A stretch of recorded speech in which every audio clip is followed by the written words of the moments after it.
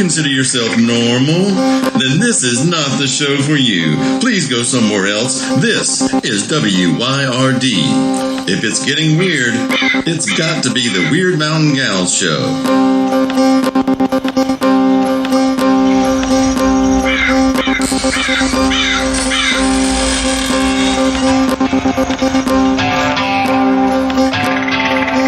You're listening to Byron and Alicia, the Weird Mountain Gals.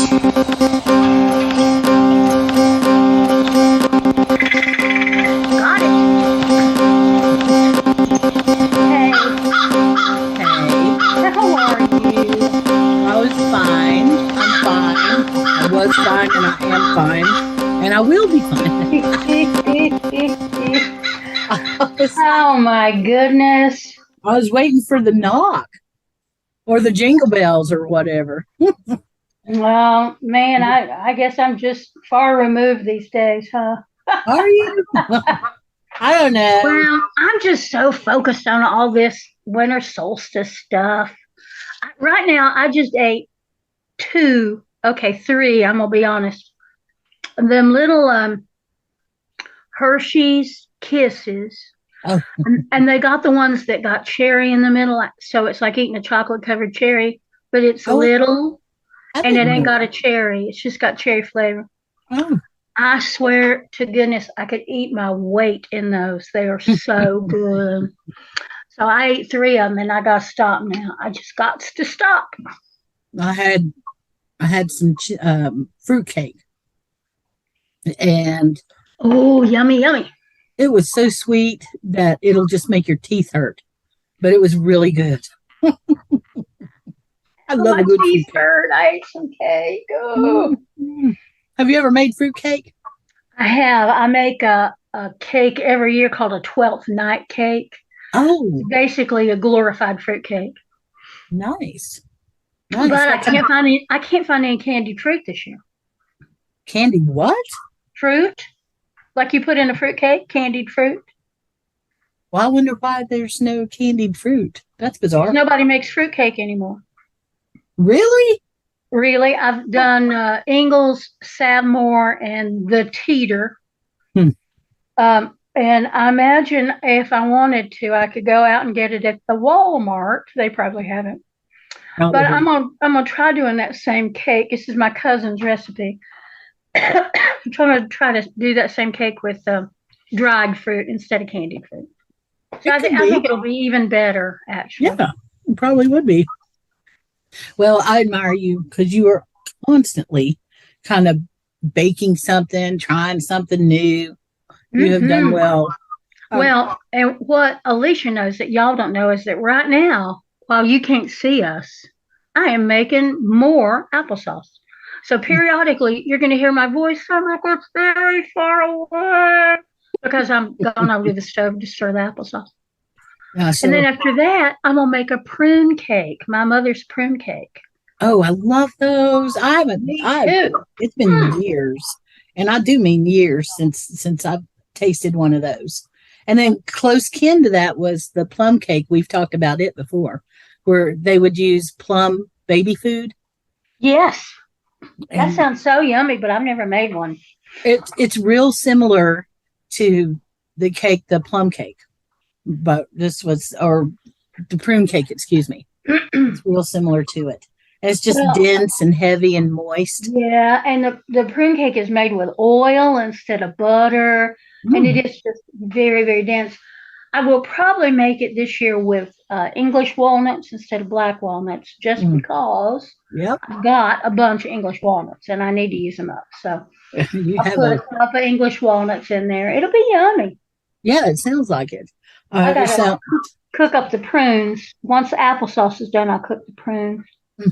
Man, see, that's the thing. I really admire it because you take the time and you make it yourself, and not only does homemade food usually taste better, but it's a real gift at that point. If you give it to somebody or have it sitting there waiting for somebody to come in and eat it.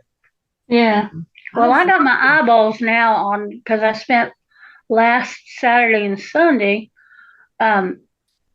making jam. And we had put that fruit by when it was fresh. We have a lot of raspberries, so we had frozen gallons of raspberries, and then I had some blackberries, and then I had a little bit of red currants and red raspberries and mulberries. And so I made black raspberry jam, and I made blackberry jam, and then I made like mixed fruit jam, just a little bit of that. And I pulled out a bag of grapes, not from this past year, but I think from the year before, and they still were good. They weren't freezer burned. And I made grape conserve, which is something that we like. It's grapes and nuts and orange peel and oranges. It's really good with meat, with turkey and chicken and stuff. So I made a little bit of that. So I'm making all that. And a lot of that's going to go out to the neighbors because, we love an awful lot of our neighbors. We don't love all of them, let me be clear. But we do love an awful lot of them. And they seem to like just getting a little bitty something this time of year. Well, yeah. That's what I'm saying. I'd rather, people know then that's something you put your work into and your attention on. But anyway, I may be that aunt this year. I'm not swearing, but... What do you mean? Tell me. Well, I think that I don't know, this is going to sound awful, but both of my nephews are in their 20s and they've had enough Nintendos and Ataris and stuff like that. They pretty much have that figured out, what they want, and they have their subscriptions and stuff. I'm going to get them U.S. savings bonds. Oh, where do you buy those? I used to go to the bank and get them. Well, that makes sense. Yeah, now I don't know why I'm doing that other than I'd like for them to learn to save.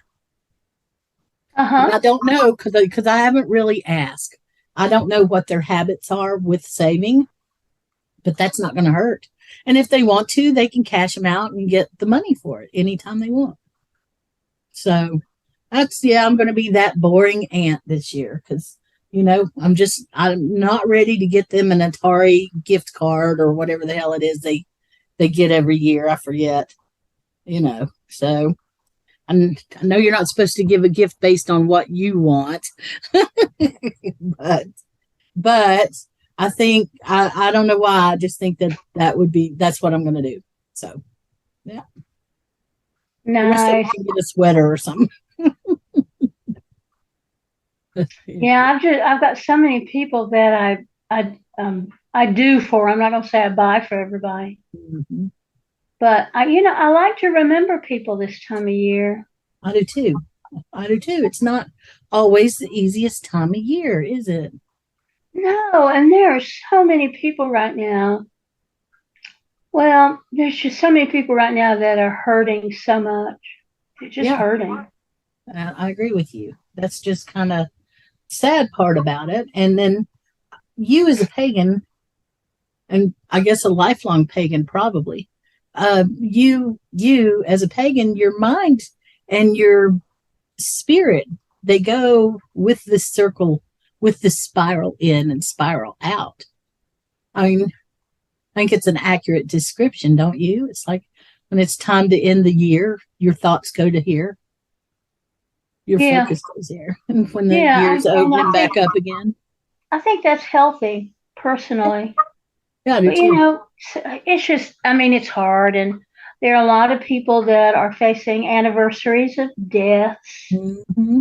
Yeah. And that's a hard thing. And there are people that are dying all the time. A Facebook friend, I know her. I guess I've met her a couple of times at a conference, but her daddy is in the process of dying, and it's really a process. It's taken a while, and so you just gotta.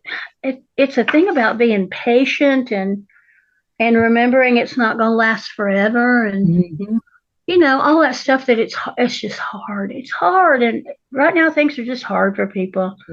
Somebody at the grocery store the other day, I said, one of the people that works there, he said, "You doing okay?" And I said, "Yes, I'm doing okay.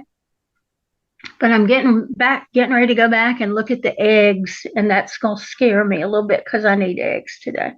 And he said, oh, and they've gone up again. And he was just getting ready to, launch into some kind of crap about blah, blah, blah, and the recession and blah. And I said, well, we lost millions and millions of laying hens this year because of avian flu, and the hens had to be destroyed. Mm-hmm. So we should just be aware that every egg we eat is really pretty darn precious, shouldn't we? Yeah. And he just looked at me like, I really wanted to get wound up about this, and now you're telling me just to appreciate eggs. And it was like, I'm just telling you to appreciate eggs. Yes. Well, Trevor Noah, who is a now retired late night. Yes, he host. Is, boy. Mm-hmm. Well, he talked about that not too long ago, about how people have politicized literally everything.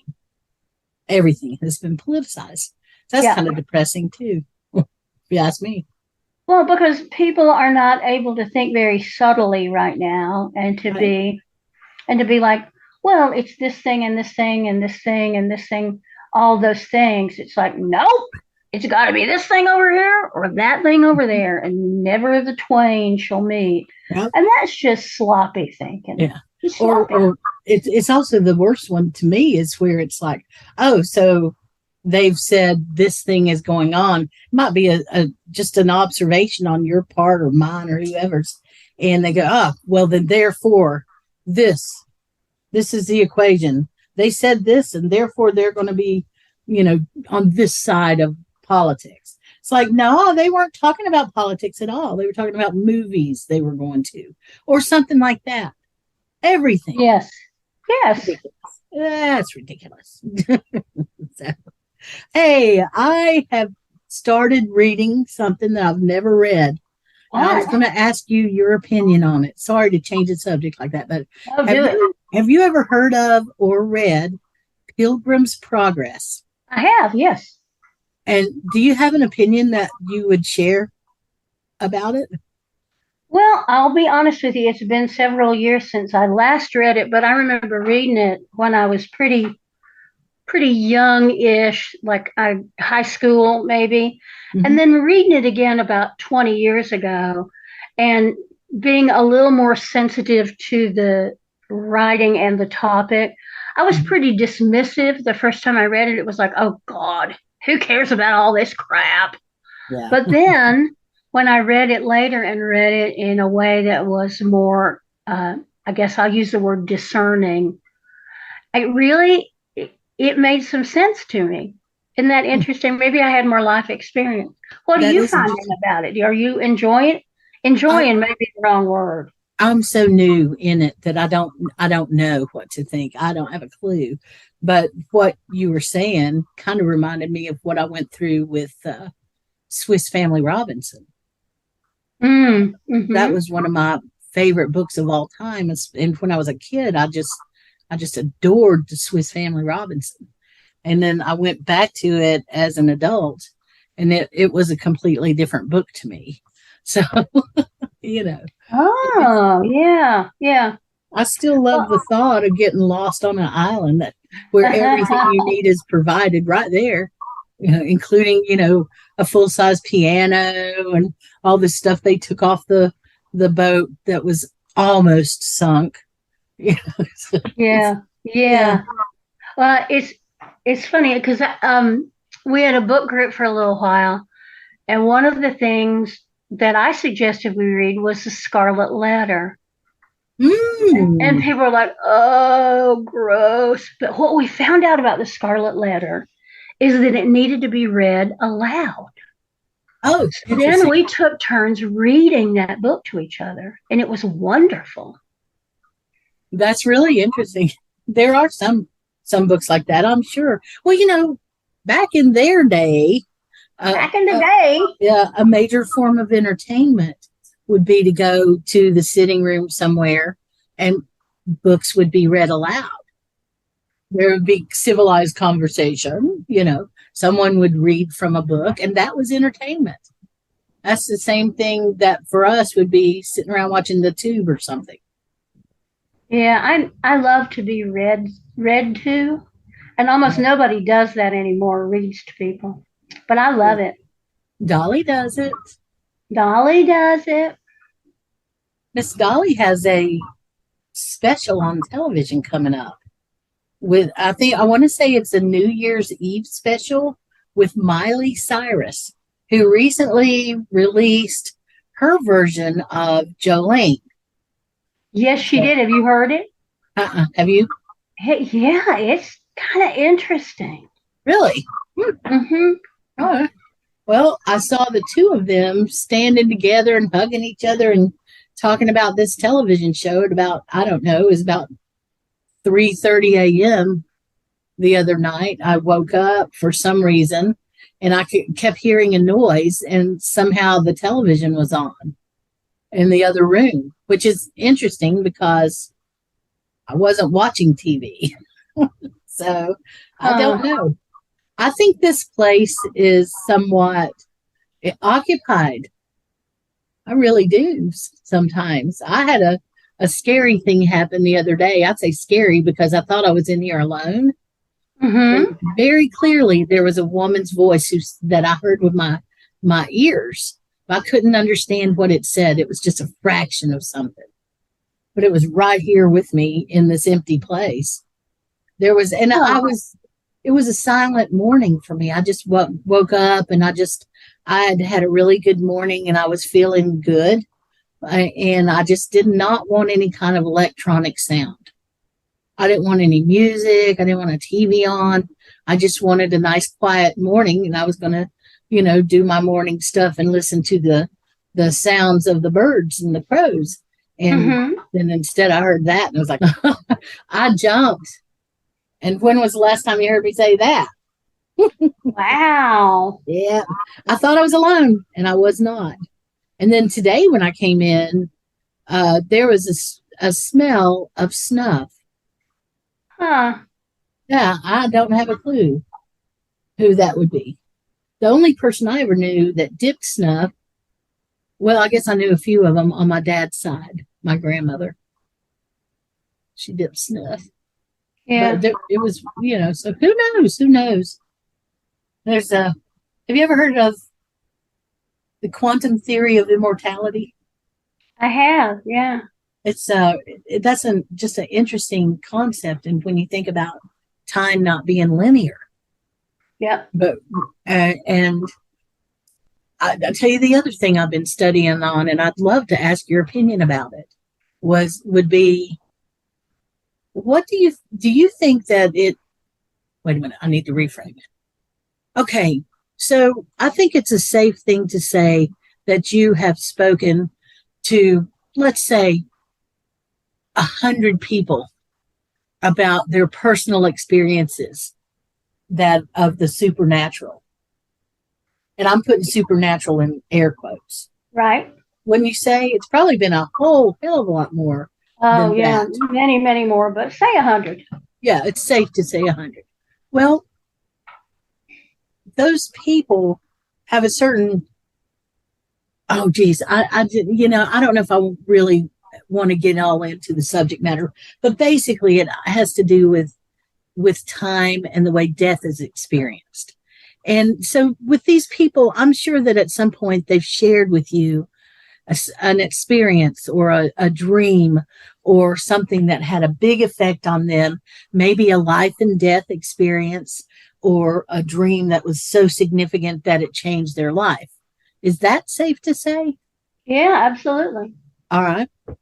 Well, do you think that okay, I'm sure you've noticed a correlation at some point between women, especially, who have the power dream. The power dream is where they lift up and somehow they are flying.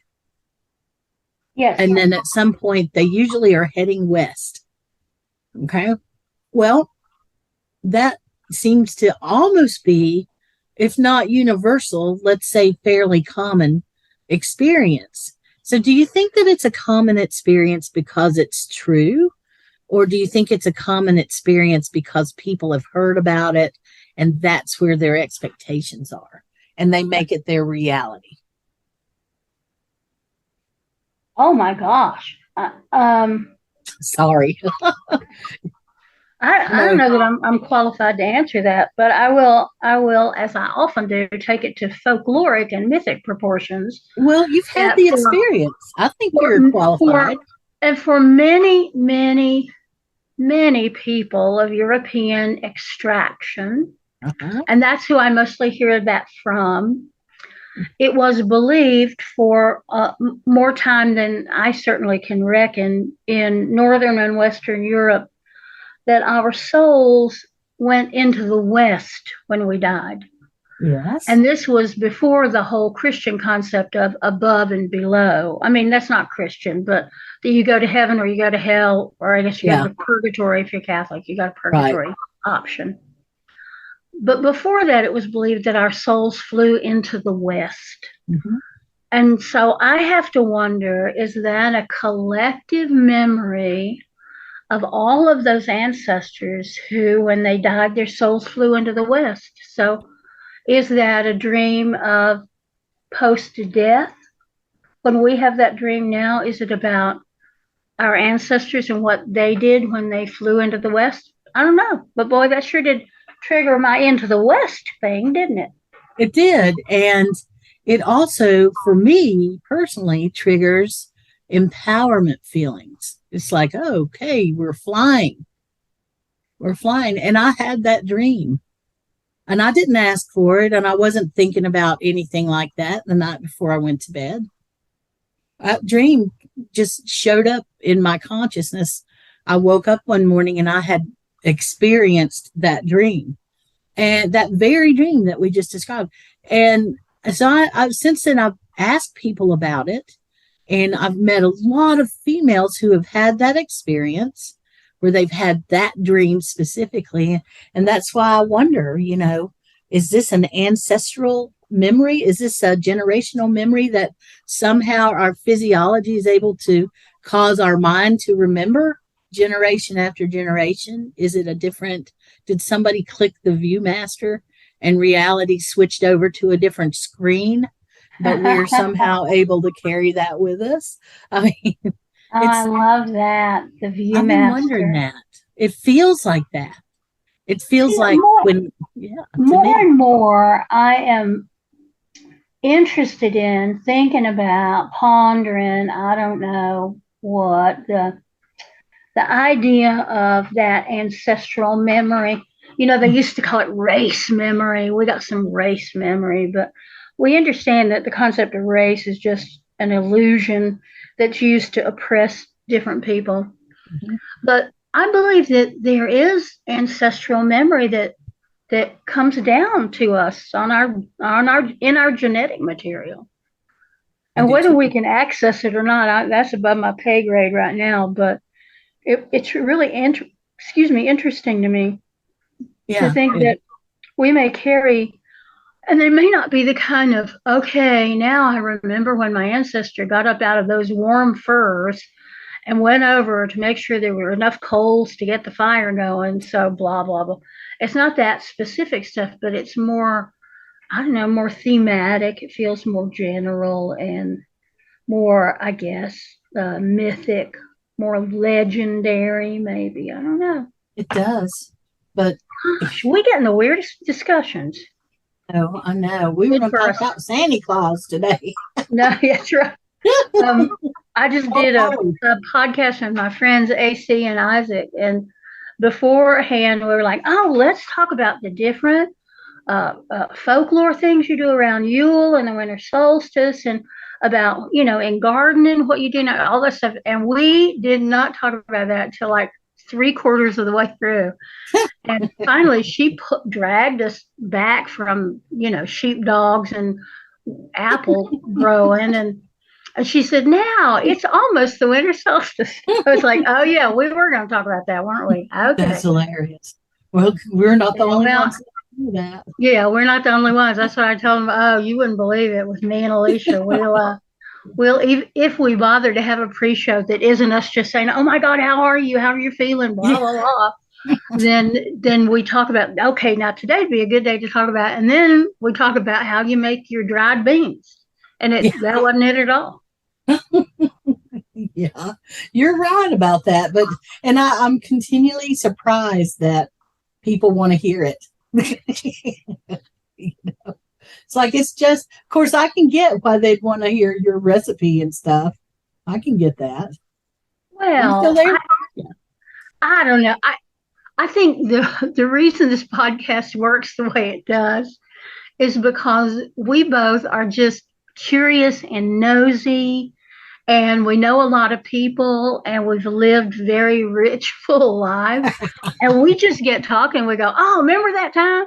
I was listening to the podcast about the Christmas lights in West Asheville. I was like, "Oh yeah, those Christmas lights." Oh, we should do a whole thing about French's department store in West Asheville in the Bledsoe building. Wouldn't that be fun? Oh Lord, I think we just have those kinds of brains. Yeah, well, squirrel. Well, it's. I like to observe. I love to watch people in situations and how they would act and react and all of that. I like to observe as much as anything, and you too, because that's how you make your mind up about things, is you observe them and over again. So yeah, I want to go see the same set of Christmas lights. I would love to walk into Fortune's department store on Haywood Road. I walked in there. I've not been in there in years. It doesn't. I don't think it exists anymore, does it? Well, no, it's not. I mean, the building is still Fortune's, but he used to have a lot of the old stuff in there. Right. I'd love to walk in there again as a kid, like I used to, and say, "Hello, future grandfather. How are you?" I met because he worked there, and I had no idea. I'm sure I've met him. Oh yeah, my dad knew Mr. Fortune, and we would park in the back in that little gravel lot back there. Yeah. And come in the side door. Oh, okay. Not in the big front door right on Haywood, but there's a side door that's on, what is that cross street? Is that Dunwell? Probably the VIP entrance. Yeah. So we come in the side, and it was two kind of steep steps, I remember. And I went from the time I was little, when it was hard to get up the steps, where I had to like put my foot up and then kind of haul myself up the steps. And then, of course, after a few years, I had, my legs were long enough to do it. But there was just everything, and it was dark and a little bit dusty. I loved it. I love that. Yeah, place. Me too. And B&B Pharmacy, I love that place. And and I mean, it's changed somewhat at B&B, but the layout is basically the same. Yeah, you're right. And the products are different. We can't walk in there and there's a whole row of tetramethylated and mercurochrome. You get antibiotic cream and ointment. And CBD. And CBD, yeah. So I was kind of sad because I noticed that all the stores and restaurants on Haywood Road now, as far as I can tell, they've all changed names now. I think every one of them. And so that was when I realized that, I was like, well, that's kind of sad, And the music store that had the sheet music, that store finally is either already has or is going out of business after all these years. And then it'll all be gone. All the stores that I knew as a child will be gone from there. Well, and that little store was down in that gully, wasn't it, beside where Ingalls is? Yeah. Yes, there's like a ice service store was there, and then and a laundromat. Washermatic, yeah. Yep. And then this place that had the sheet music. And then at some point they all started changing. And now the ice service is some sort of Tony restaurant, I think it's been several through the years. They used at the very top of that little strip shopping center, there used to be Burgermeister. Yeah. And boy, that was the best place to get a burger. And that's not old timey, that was 15 years ago or something. It was a good place to get a burger. Was that the one that had the record albums hanging in the window? Yes. It was a good place to get a burger. Yeah. You're right. So now West Asheville is like everything else in this damn town is all gentrified now. I know. I can't believe how gentrified it is.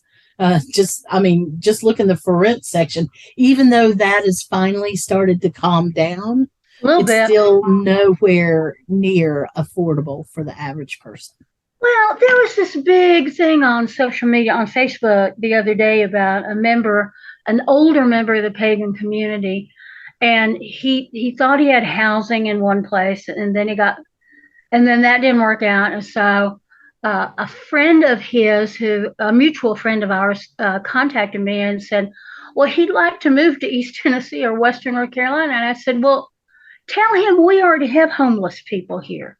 Yeah. And I know for a fact he can't afford to live in Western North Carolina. And I don't care how far back in the hills he goes, he can't afford it. And my friend said, oh, now surely. And I said, no, don't be shocking to me. Because I'm telling you right now, we talk about Asheville, North Carolina, and people go, well, but there have to be some bad neighborhoods. No, sir, there are not. Every inch of this damn town has been gentrified. Every inch. Every inch. Yeah. And you go to Asheville Housing Authority and try to get into public housing, and you are just out of luck. Because there's a waiting list longer than your arm. And I said, so you tell him to look at East Tennessee if he wants to, but that ain't cheap. No, it's not. So, and you're right though. You can't get into housing here, even back before all this madness happened, when it was just the previous madness. You couldn't get in with less than a 1 year waiting list. I don't even want to think about what it'd be like now. No, this is not a place. It's not a place for that. We're quickly losing price in our own natives out of the market here. Pretty soon there won't be any. I think they're priced out unless they bought early. We bought in 83 and then I inherited, and we couldn't buy here now. Well, maybe we could, but we probably wouldn't. But yeah, I get that. It's just who's gonna buy a damn Mill Village house for $500,000. Somebody who is a fool to themselves. That's a steal around here, I can't believe some of the things I see being sold. Some of these tiny houses cost more than the house that I bought. I can't believe. I saw an ad for a tiny home, which I agree in principle with tiny homes, if they are affordable. Otherwise, why bother? Unless there is an ecological reason behind it. And sometimes there is, and sometimes there isn't. But these tiny homes, in my mind, they shouldn't cost, $100,000. That's not what a tiny home should cost in my mind. So, I need to change my expectations, because that is and try buying a tiny home for $100,000, because you can't do it. That's what I'm saying. Yeah, because you can't do it. They're more than that. Mm-hmm. Yeah. So I better get off that subject, because it'll just take the ho right out of me. Well, I was very excited yesterday. As always, I got a very long list, and I've got the list for the week and for the month and for the day and all that stuff. Right. So I've got this huge list of stuff I need to be doing. And last night, I did what I did during the day. We took some packages and we went to the grocery store. And then last night, I made supper. We ate supper. I washed the dishes for supper, all the, housewifey things. And then I just sat down at my computer and I said, I've just got some damn paperwork to do. And it's as simple as that. It's just, I got to do this thing. I got to do that thing. I got to sign this. I got to do this. And I just sat there for 2 solid hours. And I did my Patreon, which I call Matreon. I finally checked in with those good people and said, I'm not dead. I'm just trying to catch up.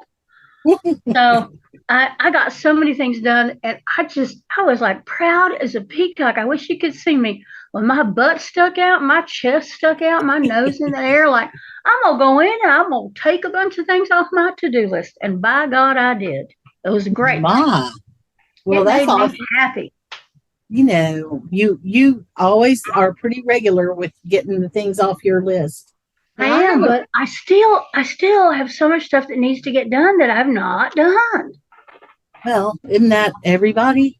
Well, I don't know. Is it? I think so. I'm not swearing to it, but I can barely keep up with my own self. I have been feeling well enough to tackle some projects, and so that's felt really good. Now I have not hit the level of Byron Ballard productivity yet, but it's good to get something done, even if it's just a little thing every now and then. Well, I was sick for a good 10 days, but I wasn't sick enough to go to bed.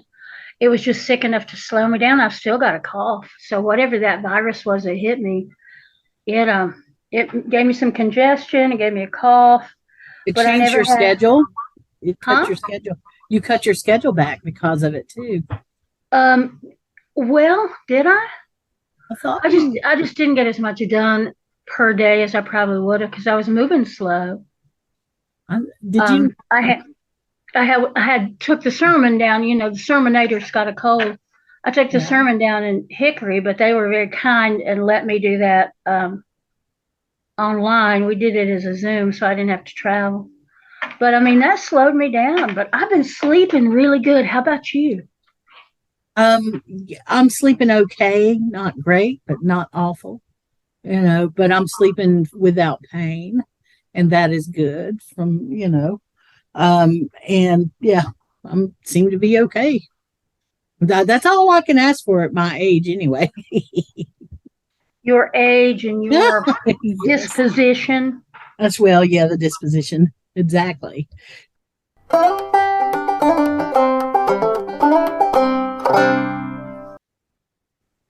Well, girl, let's just get to it. How are you feeling? I'm feeling so much better than I was the last few weeks. And thank you for asking. And, I'm glad you said that because I wanted to make sure and just thank everybody for all of the energy and the work and the kind words and the focus and all of that. It was just, it was astounding to me and much, much appreciated. Much appreciated. And so somebody had asked me if I had any stories from being under anesthesia and stuff. And I actually do have a couple of stories, but they're not on me. So see, I can tell them. It's my mom. I'll just tell on her if that's okay. Oh my gosh. You had mentioned something about, I'm going to tell you about what my mom did. So please tell us, what did your mom do? Well, she was magnificent. Let's just get that out of the way. I'm comfortable explaining that I have a real problem with anesthesia and with being intubated in any way. And we found this out kind of the hard way. And so if you try to intubate me, my throat will collapse. And that ain't good. So when I was going in, what it does is it turns a fairly normal procedure into a big hairy deal at that point. Okay. Because every time I would go under anesthesia, I have to be super aware of what the deal is. And the people who are giving me anesthesia do too. So I was going to get this procedure sometime in February, and they had an opening and called me and said, will you come and get it day after tomorrow?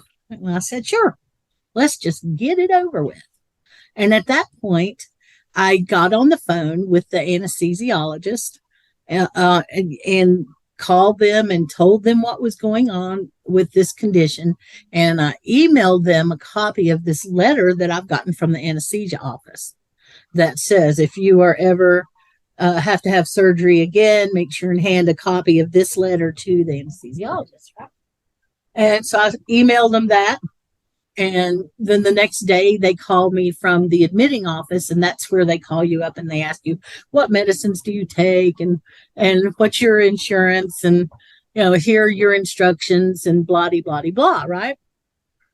So I talked with them about it, and they understand it. But just to be on the safe side, I went ahead and emailed them a copy of it, just in case, right? So many things happened leading up to me going into this procedure a day and a half later, including 2 earthquakes, and my home was right in the middle of both of them. That's right. It was literally right in the middle of both of them, about 2 miles away from either one of them. And so that happened. I saw all these other like animal totem kind of things on the drive there, and the weather happened and the full moon, and at the last minute the ride just disappeared because they got sick at the last minute. And so I ended up making Mom my partner in crime, and I went and picked her up and drove myself there. But I didn't drive myself back. I had someone come, and I left my car in the parking lot there, so I wasn't that stupid. But I did drive myself there, and I made Mom my partner in crime, which turned it into a whole different level of intense, stress for me, right? And then so I make sure, and I take a copy of the letter, and I take the operating room clinical notes and stuff from when I had the situation in there to the place where they admit you. And then I went back into the room that they give you the IV in, and nurse came in, told her, and then the anesthesiologist came in, and he had no clue, not any clue at all, that the anesthesiologist didn't. Nope, he did not have a clue, and he was completely surprised when something was said to him about it after doing all of that. Okay, right? And he ended up bringing his supervisor in there, and so my mother just sprang into action. It was like she had never retired, is what it was. And so I can't remember the exact sentence that she said to him when this was first coming about, but she said one sentence to him, and it had the effect of both letting them know that she knew exactly what the hell was going on, and number 2, putting them on notice that they better not screw this up. And they quit talking to me pretty much instantly after that. They just asked her questions, and her mind is like a steel damn trap. She remembered things that I didn't remember, and it was like, well, everybody should live under the lucky star that I live under, because they took her seriously. They had a consultation after that before they even took me in there for anesthesia. And when I came out of it, it was, I had an easy recovery. I had a really sore throat for 2 days. And 3 days afterwards, the pain that I had gone into that surgery to have diagnosed disappeared, which is another story for another day. But wow, it was a pretty cool thing. Yeah, but Mom, your mama. It was amazing. Yeah, and they didn't realize that she couldn't see them because she won't carry a cane, and she'll look right at you, and you think she's looking right at you, And they were very respectful to her, but it was just kind of funny to watch it happen in a way, because she went from being meek and mild little old mom coming in to sit with her daughter to, hey, I'm running this operating room now, and y'all are on notice. Wow. And then afterwards, it was almost like it was interesting, but she actually told a couple of stories, which is some operating room stories that were kind of funny. One of them was about a person, and everybody involved in this story is dead for at least 10 years. Okay. So except for my mother. And sorry. Oh, that's fine. My phone just went off. That's all. Well, You know how that goes. I do. It has an interesting ring. Anyway, go ahead. Yeah, so she tells Mom was like the unofficial ambassador. If you came from Robbinsville and you were at her place, she would stop by at some point during the day and check on you and make sure that you were fine. Okay. See if you need anything.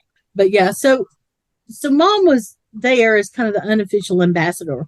And there was a fella that my father worked with, and he was a very quiet man, and he was very conservative in his speech and mannerisms. And I think he worked in accounting. And he always come to work, and he would be long sleeves buttoned all the way down and long pants and, crease in the trousers kind of thing. And he had come in for some procedure or another. And back then they didn't just kick you out after your surgery. You might stay and they'd keep an eye on you until it was safe to send you home. And imagine that. Yeah, I know, back in the good old days. But so that had happened, and my father had asked Mom to go and check on him and just see if there was anything he needed. So she did. But before she got there was a story going around the hospital, and she had heard it about this man who was covered head to toe in tattoos. And then when she got there to check on the man, it was him. Okay, so he, the reason that he always wore his collars buttoned up and his sleeves down and stuff is because he was head to toe tattooed.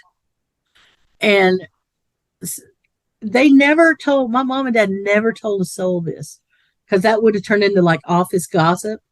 Mm-hmm.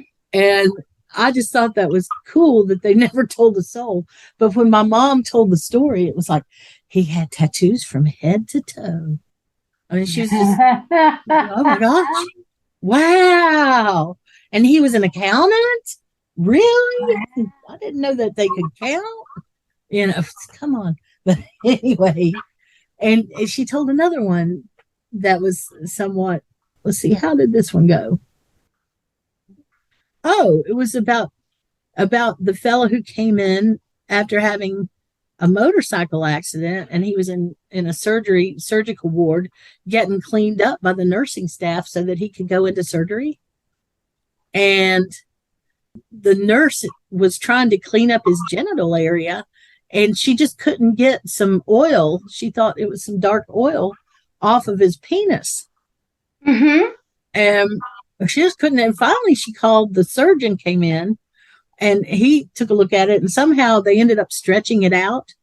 And they figured out that when it was too messy, it said, "Love lifted me."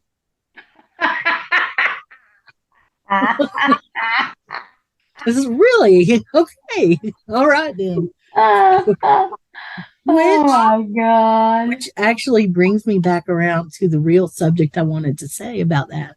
Is I wanted to ask, and I may be opening a Pandora's box, but part of the reason that I didn't have a problem in telling y'all about my procedure and everything was because, I've got this chronic condition, and if it could kill me if I was ever unconscious and the people around me didn't realize what was happening in my throat. Okay. So It's something that I was thinking about, and I've thought about this off and on, and I'm just wanting opinions, basically. Medical tattoo. And the thought of a medical tattoo, when what I wanted would be like, Tweety Bird or unicorn or whatever the hell. Instead, I don't know how I would feel about having a medical tattoo for a lot of reasons. But if I was ever around or ever unconscious, if my mother wasn't there, who would save me? You see? Yeah. And I think it's a really good point. I've seen several, but not a lot of medical tattoos when I go and do a search on the internet.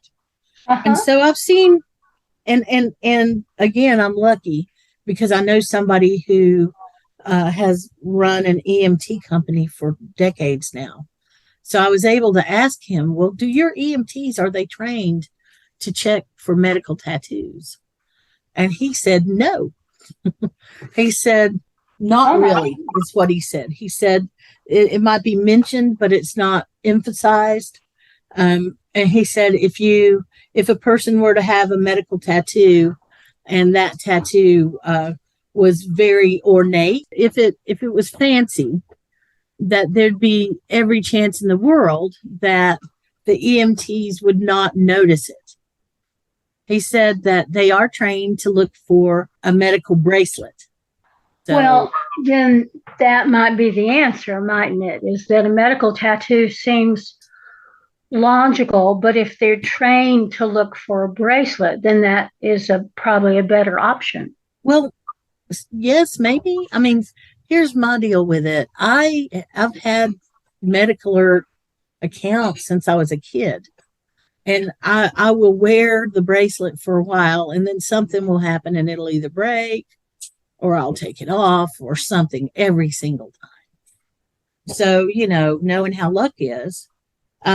So I think that there could be an answer somewhere in between there, maybe a tattoo that looks like a medical bracelet, you see, that as opposed to one that has this beautiful rod of Asclepius and the rod of Caduceus or whatever beside that, and 14 crows around that, instead of something that was very ornate, just something that looked like the medical alert bracelet, and then flip the wrist over. And maybe now I've seen tattoos where they have their medical alert account number.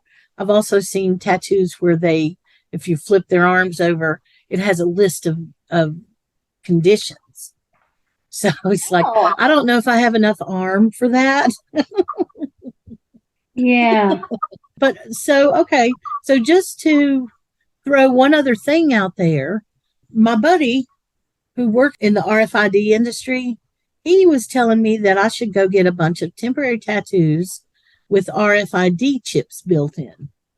And the RFID chip, when it was scanned, would take them directly to whatever information they needed to save my life, right? What if they didn't scan it? That's what I was thinking. If they don't know to look for a tattoo, they're not going to know, about an RFID. So, I mean, some of them might, but not all of them necessarily. So that's where I'm at. What should I do, folks? Does anybody have any inside knowledge or opinion based on something factual? Don't tell me. I don't need to know. Yeah, you're going to crowdsource it. I'm interested to know. And I also want to tell y'all that you do not have to be, scared to live your life. If you have a chronic condition, you can do something like this and save your own life, potentially. So use your own brain and save your own life if you can. There's nothing wrong with that at all. So that's kind of done with the sermon. But yeah, I'm just curious. What would you do? Well, I think if it was something that important, I might have a tattoo. I might also wear a bracelet. I also might wear a necklace. That's interesting. I mean, I wouldn't. Oh, you know me. I'm not. I don't have trust issues because I don't trust anybody or anything. But because I don't trust anything, I'm a belt and suspenders kind of person. I would do it all. Yeah, that's interesting. Okay, thank you. I might get a tattoo. I might get and I would maybe talk to somebody who was an EMT and say, what's the place they're always going to look? The left wrist. Are they going to look at my wrist? Are they always going to put a cuff on my arm? Are they always, where's the place, no matter what just happened to you, that they always go to? It's always the left wrist. And so maybe put it there, though I don't have a lot of room on my left wrist because I've got a tattoo that goes all the way down to like 2 inches above my hand. Is it around the whole? It's not around your whole. No, it could be on the back of my wrist. I mean, like on the upside of my wrist. I don't know how you talk about that. Yeah. So so I think I'd put it on the wrist, or put if it had to be a lot of information, I'd check the area that I put all the and have it tattooed somewhere else. That's interesting thought too. Because if you didn't want to have all that, like if it was a lot of stuff, you might say medical info on right cheek and have it all tattooed on your ass where nobody would ever see it. Butt cheek, right butt cheek. Yes, my right butt cheek. Which is the same thing that they can kiss sometimes. But anyway. Oh, yeah, always. On the left butt cheek is where you can kiss here. Yeah. With an arrow, kiss here. Yes. But I know that's a really, really good question. And I know that our weirdlings and our regular listeners, they're going to have some good ideas for you. I have a good feeling about it. They're very smart and resourceful. Yes, they are. And they've been through a lot. Yeah. And, they do care about this stuff. And especially if it affects somebody that they know. That's what I found out about the weirdlings, is they are really weird. They're totally weird. They can handle the weirdness, but they also have big hearts. So they have really big hearts, and they have a lot of personal experience with a lot of different things. That's true. And you got them all activated because you had your procedure, and they were all like, "Okay, give us the details." It was there's always stories about stuff. I love to think about the stories and stuff. And I think about all the cluster that was the morning getting ready for it. Oh, yeah. There was just thing after thing after thing after thing. It was like, oh my gosh, is this really supposed to actually happen? But somehow I really believe I felt the work that was being done on my behalf and the focus and energy. And I was like, yeah, you know what? I'm just going to get this over with. We're just going to do it. And so I'm so glad that's the way it worked out. I really am. Yeah. And I just wish everything in life was successful like that. But anyway. Well, I just scheduled mine. I mean, I signed up to begin the scheduling process for it. And it reminded me of the one and only time I've ever had a colonoscopy. I woke up in the middle of it. What? And I was watching the video with the nurse and the doctor, or the tech. You remember that? And I was looking at it, and I said, well, it's like being on a roller coaster, isn't it? And the doctor had this look on his face, and he said, she is awake. And then they did whatever they did. And then I went back to sleep. Goodness. But yeah, it was really weird. I woke up and I was fascinated. It was like, wow, that's cool. Amazing. Did you have any feeling in your body? No. It was like, I was like a drunk. I was awake and I was like, wow, because it was just so cool. It was like, wow, that is inside my body. And I'm sure I had like an inner monologue for a few minutes before I actually said something. Yeah. The only thing that I said that I remember partially was I mentioned something about the lemon berry ass blast that they had me drinking, and that's what I called it. And I'm a little embarrassed about that now, but otherwise, so, oh God! But that was, other than that, it was fairly uneventful thing. And that's the other thing I want to say to folks is every place now, just about, I'd be really surprised if you go anywhere and have any medical tests or lab work or any of that done where you do not have almost instant access to your records.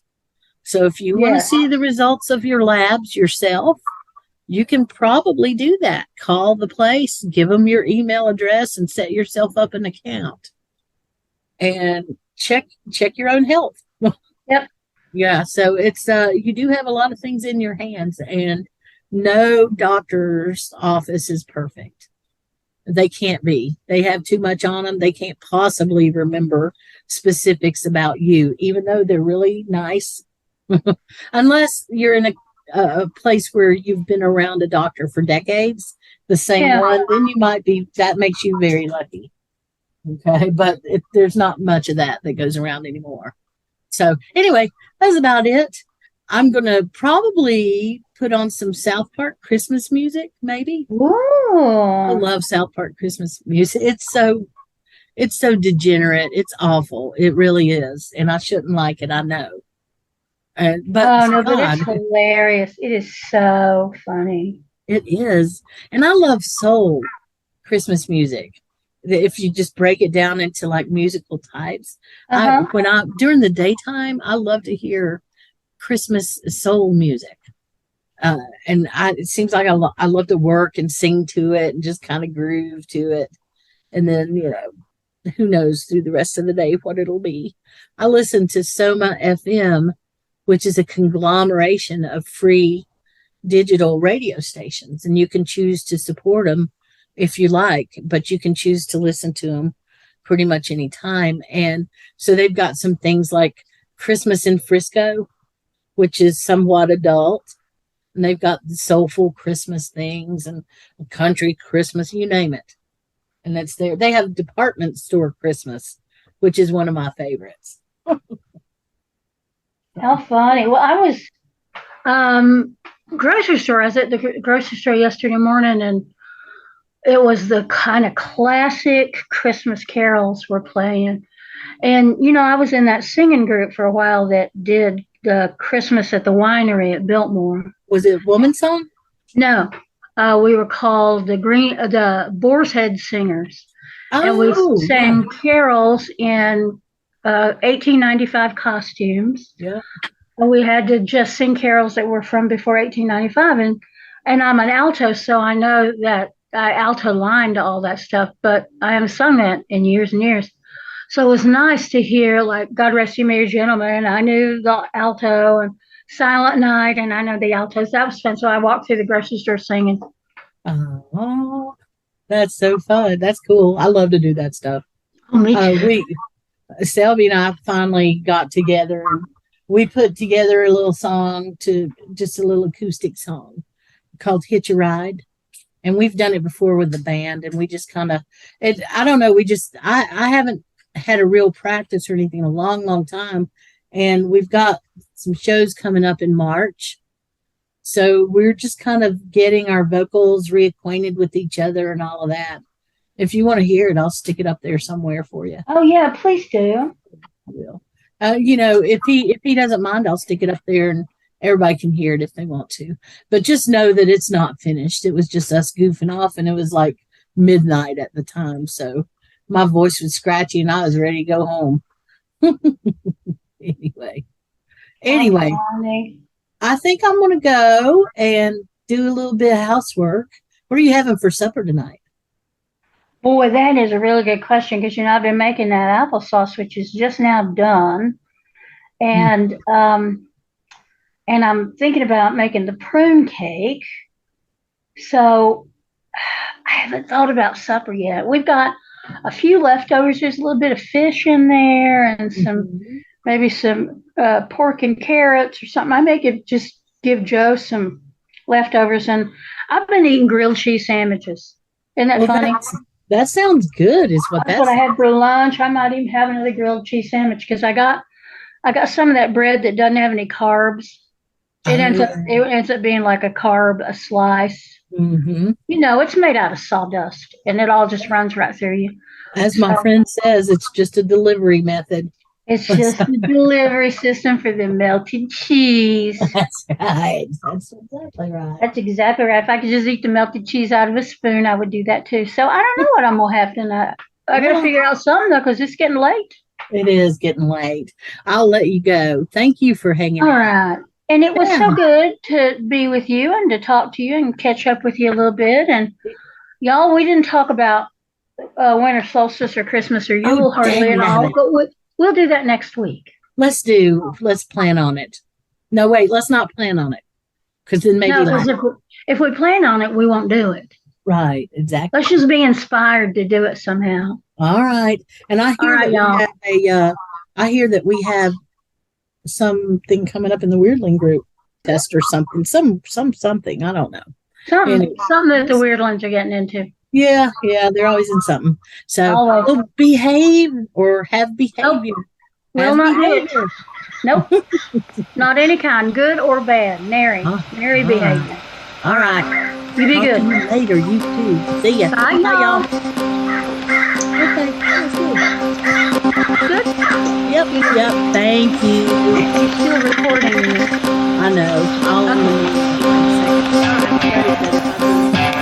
Hey, thank you for spending your time with us here at Wyrd Mountain Gals. We sure do appreciate it. You know, I know time is the most important thing we have. So I promise that if you take your time to listen to us, we'll take our time to continue to be weird. Many thanks to Sunslice Records for all the help. We couldn't do it without you, Craig. Check out our social media for information, community, or a few laughs. WYRD Mountain Gals.